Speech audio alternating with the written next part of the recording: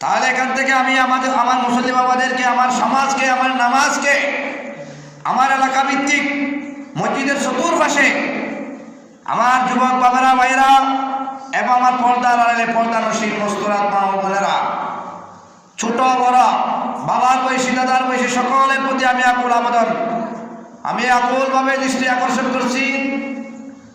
হযরত আদম শফিউল্লাহ আলাইহিস সালামকে একটি সিজদা না করার কারণে আল্লাহ লানত দিয়ে দুনিয়ার জমিনে শয়তানকে ইবলিস শয়তান উপাধি দিয়েছে। বলে করে বলে নাউযুবিল্লাহ।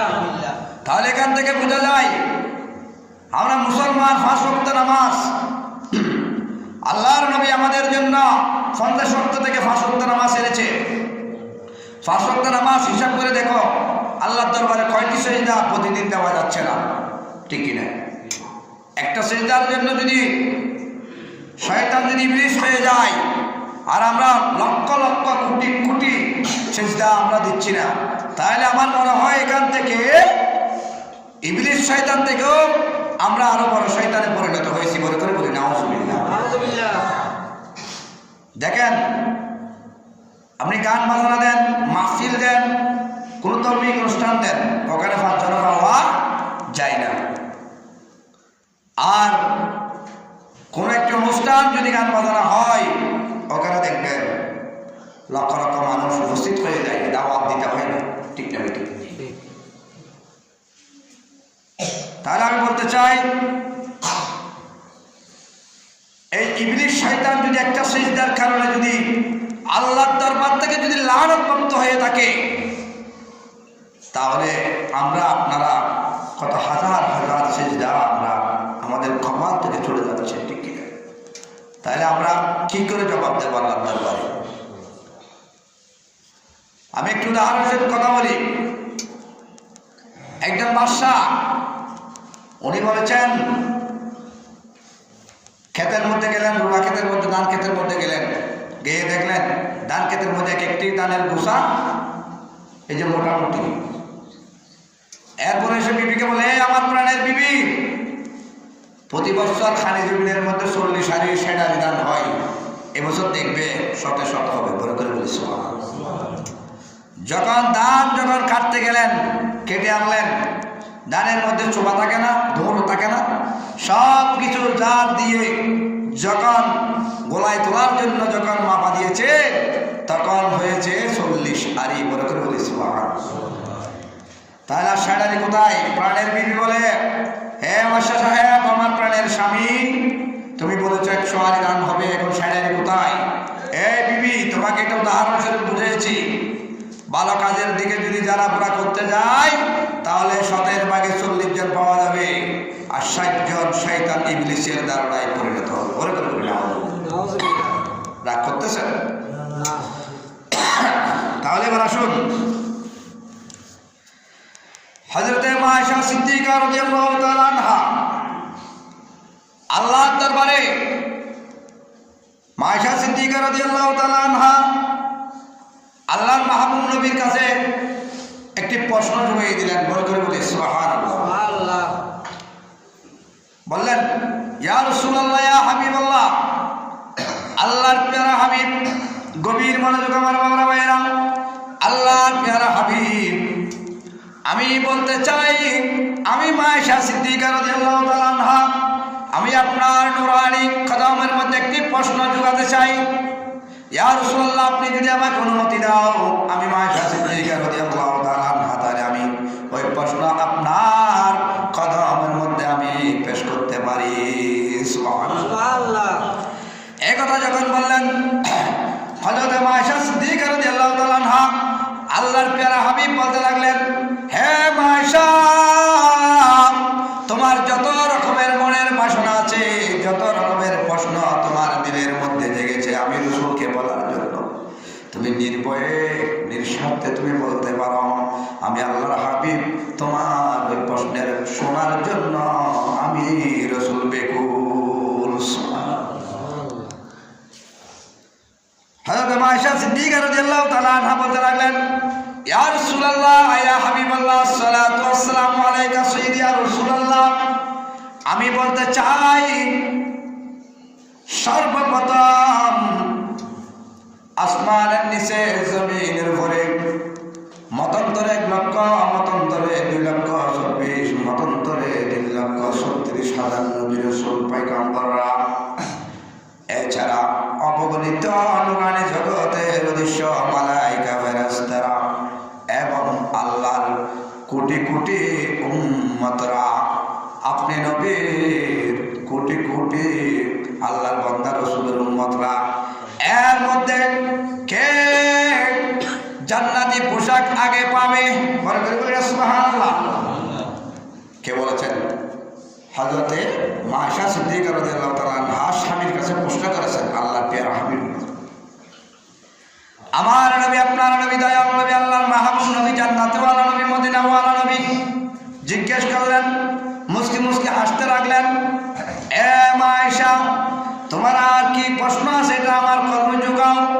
একথা বলার সঙ্গে সঙ্গে মায়েশা সিদ্দিকা রাদিয়াল্লাহু তাআলা আনহা বললেন, ইয়া রাসূলুল্লাহ, আমাকে আগে বলতে হবে কে এত সুন্দর আখ্যান আল্লাহর জান্নাতের থেকে নিয়ামত প্রাপ্ত, যে আল্লাহর জান্নাত থেকে একটি সুন্দর জামা দেওয়া হবে, ওই জামা পৃথিবীর জমিনে কে আগে পাবে?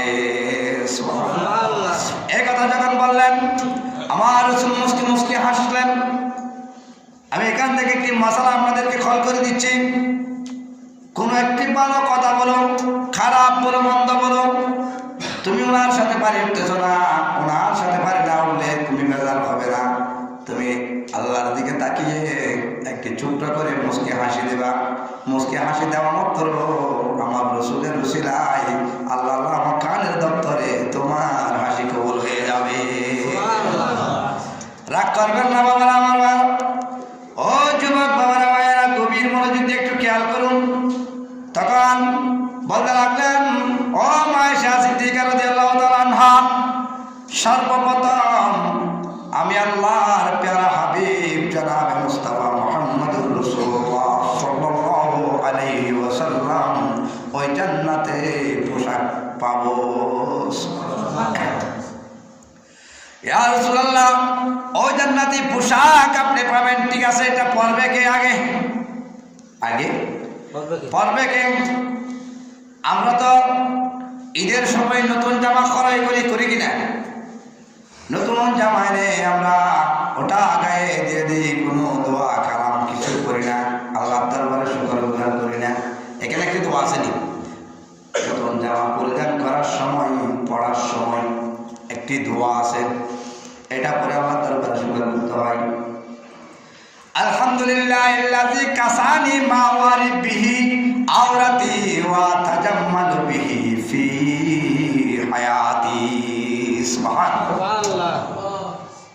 ও আমার উম্মত, যে আল্লাহর বান্দা আমি রাসূলের মুসলিম নতুন জামা জিসিম মুবারকের মধ্যে, শরীর মুবারকের মধ্যে পরিধান করবে, এই সময় যখন এই দোয়াটি পরে যখন আল্লাহ মকানের দপ্তরে যখন দোয়া করবে, আল্লাহ আমি আপনার একটি নিয়ামত পড়েছি, আমার শরীরটা ঘুরিয়ে দিয়েছি, আল্লাহ এই দোয়ার উসিলায় আপনি আমার দরখাস্ত আপনি মকানের দপ্তরে কবুল করে না।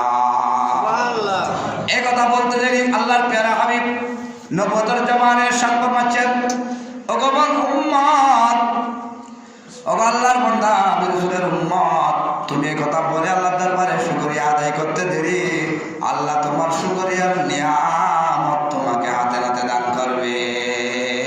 সুবহানাল্লাহ। লাইন শাকারতুম লাযিদান্নাকুম ওয়া লাইন কাফারতুম ইন্না আযাবি লাশাদীদ। সুবহানাল্লাহ। তাহলে এবার আসুন, আল্লাহর মাহবুব নবী হায়াতুন নবী জিন্দা নবী আর দেরি করেন নাই। মায়েশা, সর্বপ্রথম আমি পাবো নুরানি জগতের নুরানি জামা, তবে আমি পরবো না। তখন মায়েশা অন্তরকে ছোট করে ফেললেন, মুখমণ্ডল একটু কালো করে ফেললেন, কারণ সন্তান যদি একটি জামা আনে, যদি মা বাবা না বলে সন্তানের মনে কষ্ট আসে।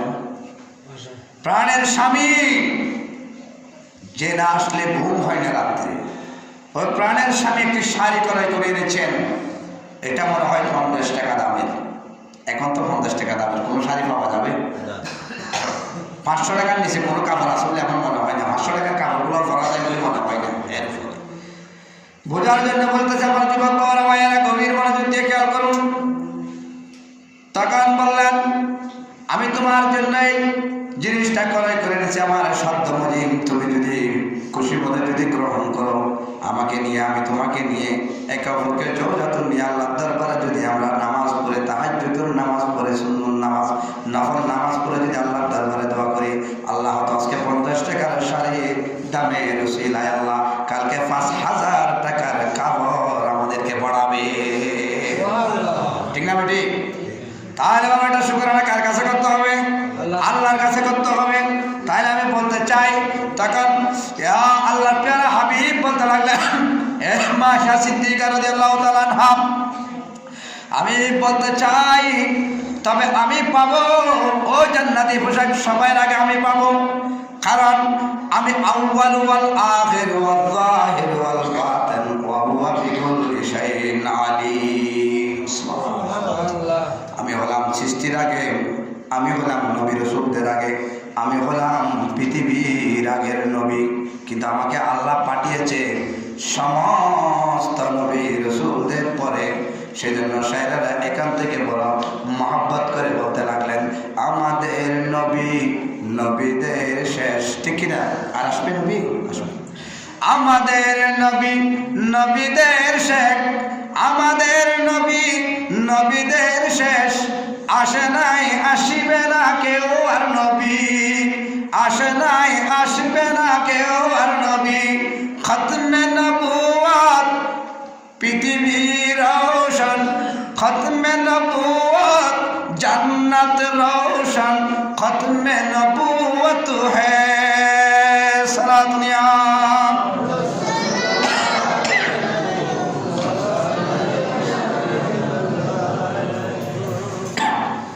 তাহলে আমরা বলতে চাইছিলাম, আমার নবীকে মোহর মেরে দিয়েছেন আল্লাহ। বলেন পাক পবিত্র কালাম শরীফের মধ্যে, খতামাল্লাহু আলা কুলুবিহিম, ও রাসূল তোমাকে পাঠিয়ে আমি মোহর মেরে দিয়েছি, আর কেউ নবী রাসূল দুনিয়ার জমিনে আসবে না। আমি নবুয়তের দরজা কুদরতের হাতে বন্ধ করে দিয়েছি। যদি কেউ নবী রাসূল আসার যদি প্রোগ্রাম থাকতো, তাহলে আফদালুন নাস বাদাল আম্বিয়া, নবী রাসূলদের পরে আরেকজন নবী হতো, সেটা হলো হযরতে আবু বকর সিদ্দিক। বড় করে বললাম,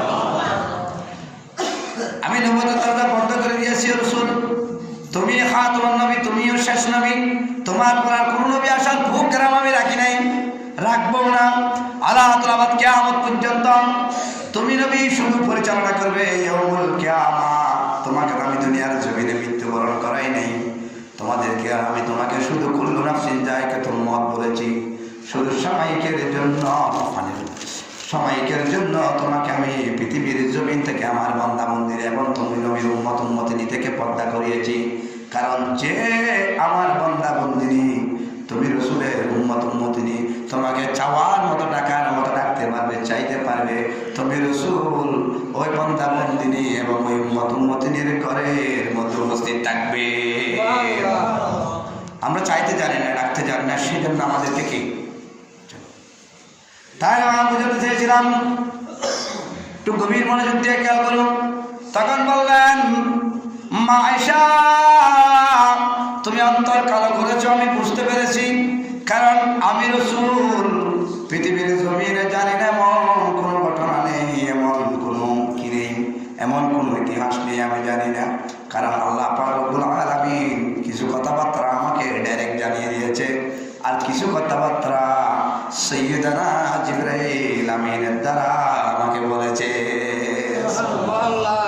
কারণ আল্লাহ যদি চাইতো তাহলে নবীকে ডাইরেক্ট দিতে পারত, কারণ আমরা ডাইরেক্ট পার্টি কতগুলো আছে কিনা? আসেনি। ডাইরেক্ট শুধু আল্লাহ তো আসেনি। আল্লাহ মানা নবী মানা নয়, ঠিক না বেটি? নবী মানা আল্লাহ মানা হয়। সুবহানাল্লাহ। ডাইরেক্ট পাবে না বাবা, ডাইরেক্ট না পাওয়ার জন্য আল্লাহ দিয়ে আমার রাসূলের কাছে পাঠিয়েছে, খবর বার্তা পাঠিয়েছেন উসিলা ধরার জন্য। আল্লাহ বলেন ওয়াবতাগু ইলাইহিল উসিলা, আল্লাহ কোরআনে বলে উসিলা তালাশ করো। হাসবুল্লাহু নি'মাল ওয়াকিল, নি'মাল মাওলা ওয়া নি'মান নাসির। ওগো বান্দা, তোমরা আমার ওলির দরবারে যাও, ওদেরকে উকিল বানিয়ে, আমার গৌসের পাককে উকিল বানিয়ে, খাজা গরিবে নওয়াজকে উকিল বানিয়ে, হযরত আকবর শাহ আল কুতুবী আব্দুল মালিক শাহ রহমাতুল্লাহ আলাইহিকে উকিল বানিয়ে যখন আমার দরবারে দোয়া করবে, আমি আল্লাহ ওই উকিলদের উসিলায়, আমার হায়াতুন নবীর নূরানি জবানের উসিলায় তুমি বান্দার দোয়া কবুল করে নেব। তাহলে উকিল বানার কথা বলেছে কিনা? হাসবুল্লাহু নি'মাল ওয়াকিল, নি'মাল মাওলা ওয়া নি'মান নাসির, উকিল তো বলেছেন তো। তাহলে বলা শুন, আমার রাসূল বলেন এ মা আয়েশা, আমি আগে জান্নাতে পোশাক পাবো, তবে আমি পরিধান করবো না। ইয়া রাসূলুল্লাহ, কেন আপনি পরিধান করবেন না? মা আয়েশা, আমি এই জন্য পরিধান করবো না, কারণ হযরতে ইব্রাহিম খলিলুল্লাহ আলাইহিস সালাতু ওয়াস সালাম চিনেন তো, যে যিনি হলেন জাতির পিতা। কার পিতা? জাতির পিতা। যে মক্কা শরীফ নির্মাণ করার পরে যে পাথরগুলা বেঁচেছে, ওই পাথরগুলা আল্লাহ রসুলের নির্দেশে সারা পৃথিবীর মধ্যে নিক্ষেপ করেছে।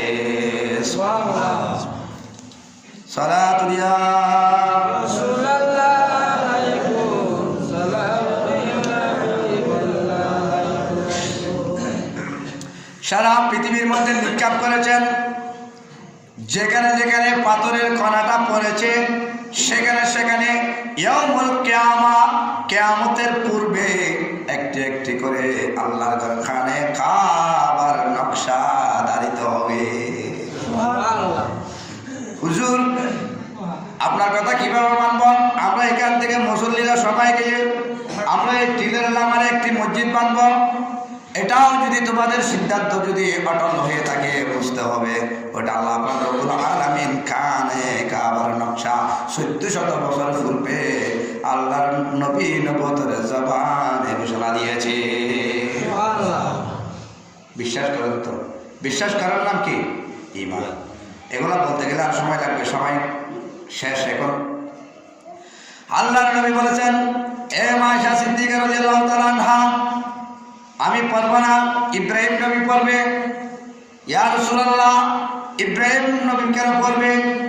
এই জন্য ইব্রাহিম নবীকে আমি পড়াবো জন্য, কারণ নমরুদের আগুনের মধ্যে যখন হযরতে ইব্রাহিম খলিলুল্লাহ আলাইহিস সালাতু ওয়াস সালামকে যখন নমরুদের আগুনের মধ্যে যখন নিক্ষেপ করা, সেখানে মাথা থেকে পা তালু পর্যন্ত ওই নমরুদ জালেম একটি বস্ত্র পর্যন্ত ইব্রাহিম খলিলের শরীরে জিসিম মুবারকে রাখে নাই। সুবহানাল্লাহ।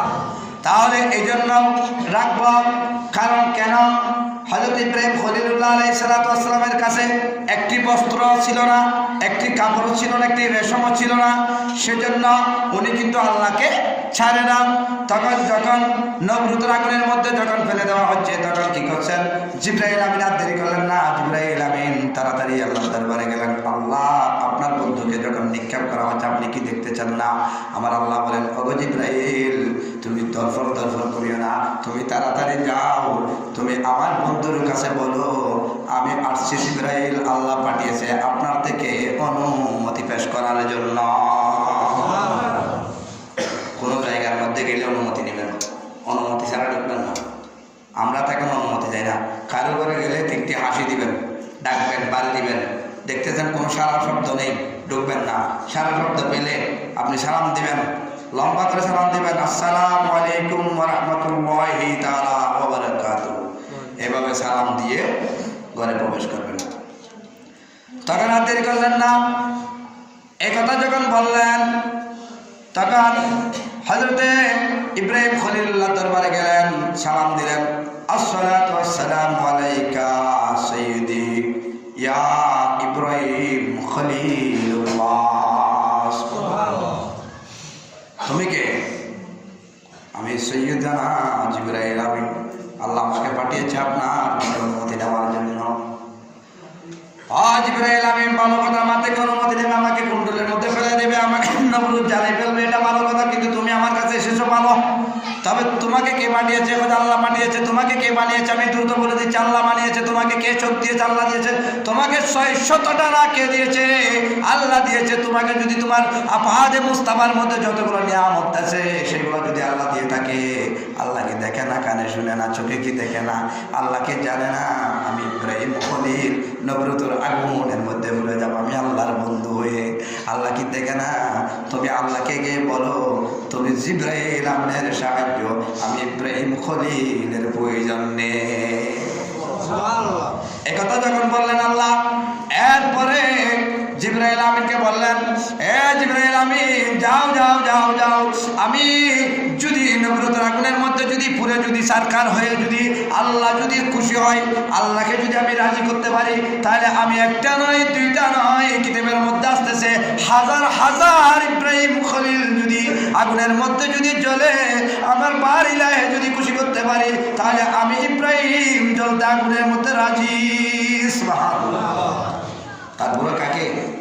সেই জন্য আশেক মাসুক যখন এক হয়ে গেল, তখন কবি বলতেছে আকেল লুৎফে হাশরাই খারকান, আকেল লুৎফে হাশরাই খারকান, বা খলিল নারে আগুন জারকান, বা খলিল নারে আগুন জারকান, নিয়ামে আশেক মাসুকে করম জিস, নিয়ামে আশেক মাসুকে করম জিস, কারামান কাতিবিন রাহুম খবর নিস। ও কারামান কাতিবিন আয়ের খবর নে, আর আগুন মাটি গলা দিয়ে দে, আগুনে কি রইল কেন খবর দে।